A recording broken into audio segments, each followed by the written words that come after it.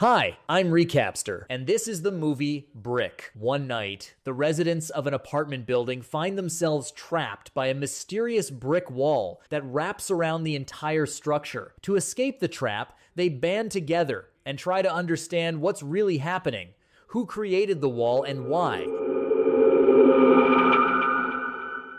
The film begins with a video call between game designer Tim and his colleagues discussing bugs in a new game. He recalls his wife Olivia's miscarriage. He's distracted from work by his wife, who asks him to go outside with her. Renovation work is underway there. The building is draped in fabric to keep dust from spreading. The couple notices a helicopter flying overhead toward a column of smoke. Somewhere in the city, there's a fire. Grabbing pizza, Olivia brings Tim to a van she just picked up from the repair shop. She suggests going on a road trip into a new life, like a seasoned hippie.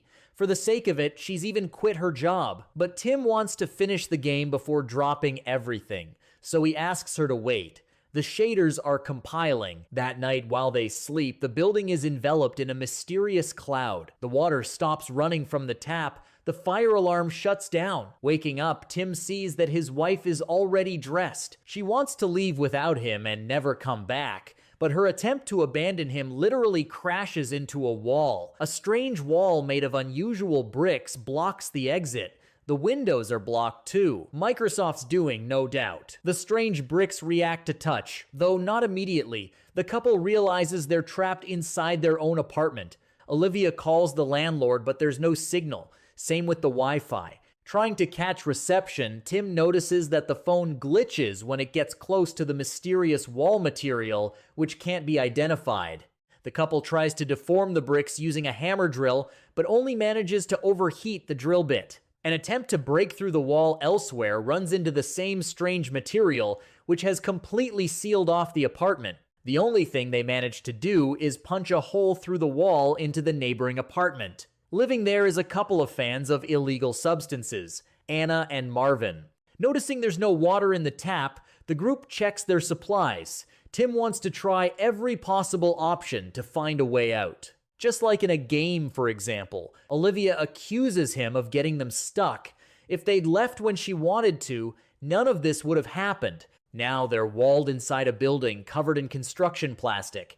Who knows when people will realize something's wrong with the house? Tim notices a small piece of metal stuck to the bricks. The couple realizes the wall has magnetic properties. The strongest points are in the larger bricks. Tim believes there's some kind of logic to it. While Olivia tries to figure out that logic through trial and error, she attaches cutlery to the big bricks. The wall violently ejects them. In the process, Tim gets pierced by shards. Olivia has to treat his wounds, pulling out iron fragments warped by the magnetic field. Soon, they hear screams and noise from the neighbors. The voices respond, and the couple decides to widen the hole to reach them, arming themselves just in case.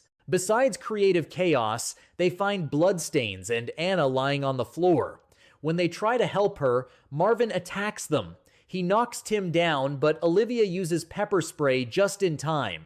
A baseball bat comes into play when Anna steps in to defend him. She explains that the blood on the floor belongs to Marvin. While trying to break the wall, she accidentally hit him. Just to be safe, they tie the junkie's hands until the drugs wear off, and Tim inspects the apartment. He finds a closet filled with suitcases. Together, they search the storage room for anything useful. Along with various hidden cameras, they find a splitting maul. Tim tries to break the wall with it, but it doesn't even leave a scratch. Marvin wakes up and says you could break the axe before the wall, apologizing for his drug-fueled aggression. Olivia, being an architect, proposes a new plan, smashing the non-mysterious bricks through the floor. That way they'll reach the lower floors, and from there, the basement, where there's a bomb shelter. From it, there's a passage to the metro, maybe even 2033. They get to work. Tim smashes the parquet floor. Olivia digs out the dirt layer. After breaking through, the captives climb down on a makeshift rope to the floor below, just to scout it out. There, they're met by Mr. Oswald, holding a gun at the ready. He orders them to leave, but then his granddaughter Leia appears. She convinces the old man that sitting locked in, rationing supplies, isn't the best idea. They need to try escaping through the underground tunnels together with the neighbors. When everyone's down, down, Marvin asks to have the tape cut off his hands. Tim agrees, reminding him that if he snaps again, the old man has a gun, and knocking him out won't be an option. To help clear his head faster, they give the addict an axe to swing. While Marvin mines a hole, Leah explains that everything happened quickly. She woke up at night to use the bathroom, and when she returned, the wall was already outside the window. Tim notices a miniature camera built into the smoke detector. Mr. Friedman, the building owner, installed one in every room. Tim checks the kitchen detector. There's surveillance there too. Marvin suggests they're part of some kind of show. Olivia advises confronting the owner directly. He lives behind the adjacent wall. After breaking a technical opening, they go there. The landlord's apartment is decorated like a pimp's dream. Marvin confiscates a table leg just in case, but their fears are unfounded. The apartment is empty. The owner himself lies by the entrance in a pool of blood, missing both hands. The sight gets to everyone's nerves. They leave, letting Tim deal with the mystery of the missing hands. He picks up the owner's phone. It's full of identical photos of the mysterious wall. Realizing there's nothing more to find, they return to Mr. Oswald to keep digging down. Suddenly, an axe strike breaks through a concrete slab. Part of the floor collapses, dropping people to the level below. Olivia sets up a ladder found in Oswald's place. He and his granddaughter climb down after them, though at first he wanted to stay behind so as not to be a burden. Once everyone's down, Yuri appears a man who came to stay with his friend Anton for a few days. Anton conveniently died of a heart attack right in front of the wall. Maybe his pacemaker shut down. Yuri claims the bricks are a safety measure designed to protect them from various attacks. Opinions differ on whether it's safe outside, but by majority vote, they decide to keep searching for an exit. Leia stays in Anton's room to examine his notes. According to Yuri, they're connected to what the wall really is. The residents break through the floor again and descend into the basement. Olivia and Tim wander the corridors, breaking doors, searching for a passage to the metro tunnel. Finding one, the woman hacks through the rusted old locks with an axe. Meanwhile, Yuri ominously stares into a hole in the basement. He smiles when he hears screams from the newcomers. Just as he expected, they ran into bricks. Marvin has a breakdown. He tries to smash through with the maul. To calm him down and save the axe, Mr. Oswald has to press a gun to his head. Pretending to calm down, Marvin snatches the gun and fires at the wall. The bullets freeze midair before reaching it. Remembering the cutlery incident, Tim orders everyone to get down. When the bullet flies back, only the old man fails to dodge. Mr. Oswald bleeds out right in his granddaughter's arms. The residents return to Yuri. Anna tries to understand why they're all here together, suggesting it's linked to near-death experiences. She survived clinical death. Leia lost her mother. Yuri, being a cop, killed a man on duty. Olivia admits that she and Tim lost a child due to miscarriage. Tim hates talking about it and walks out. Olivia follows to finally clear things up why they've grown distant. It ends in an argument, but it gives them the push they need to act. Tim suggests returning to Mr. Friedman's apartment to search for clues. Leia and Olivia stay behind to study Anton's notes. Maybe there's something there too. Finding a business card, they learn he worked in nanotechnology. Digging through broken gadgets and documents, they find a code sequence that might open the exit. Yuri warns them it's dangerous. Outside could be radiation or worse, other people. Tim, Marvin, and Anna find a remote for a hidden room. Using flour, they identify the numbers used in the code, 24 combinations total. While Anna calls the others, Tim cycles through options and opens the secret room. Inside isn't Harry Potter's cupboard, but a surveillance control center for the hidden cameras in the building. Leia, still in Anton's apartment, has a sudden realization. She examines the body, removing the scarf. There are strangulation marks on the neck. Anton didn't die the way Yuri said. When the others arrive, Tim rewinds the footage to see when and how the wall appeared. They also see that Anton seemingly managed to open it. Noticing Yuri is missing, Marvin goes looking for him. Yuri is burning Anton's records, the key to the exit, and Leah's lifeless body lies on the floor. The others watch footage of Yuri killing his supposed friend. Realizing what's going on, Tim grabs the gun and runs to help Marvin, who's already being strangled. Yuri manages to knock the weapon away and nearly chokes Tim to death, but Marvin comes to and kicks the bastard in the face. Olivia arrives and begs them not to kill him. He might know how to get out. Listening to her, Tim knocks Yuri out. They tie the captive up and Tim gives the gun to Marvin to keep watch. He goes to Olivia, who's mourning Leah. Tim suspects the differently sized bricks are part of a code, similar to Morse code. Seeing Anton's business card, Tim realizes he worked in the building where the fire happened the day before. This could be connected. They interrogate Yuri when he wakes up. At gunpoint, he admits the wall is a defensive system against threats like nuclear war or chemical attacks. Anton believed it activated due to a malfunction caused by the fire and wanted to open it, but Yuri stopped him. In a rage, Marvin beats the prisoner until Anna calls them to the surveillance room. She found footage of Anton at work. He programmed an app to open the wall using a QR code-like principle. Even though Yuri destroyed the device, Tim can recover the data. After restoring the app and installing it on a working phone, they return to Anton's apartment to test the theory. Scanning the door through the app reveals 4 buttons. Pressing them in sequence causes light flashes on the camera that activate the bricks. The wall ripples, but doesn't disappear. To test it, Anna pokes the liquid surface with her finger, then pushes her hand in. The others try to pull her out, but fail. The wall changes structure, solidifying again. In the end, only half of the girl remains, and not the better half. Marvin kneels over the remains when he notices Yuri laughing. In another fit of rage, he shoots the captive dead. Marvin selfishly uses the last bullet on himself, unwilling to live without his beloved. Left alone, Tim and Olivia finally talk, finding peace and harmony. Then Tim suggests trying again with a different button combination. Suddenly, Olivia realizes something. Each button triggers a specific number of flashes. Anton managed to find the correct combination. It's visible on the video. Checking the footage, they return to the wall, not noticing that the wounded Yuri has regained consciousness. He attacks Tim, beats him,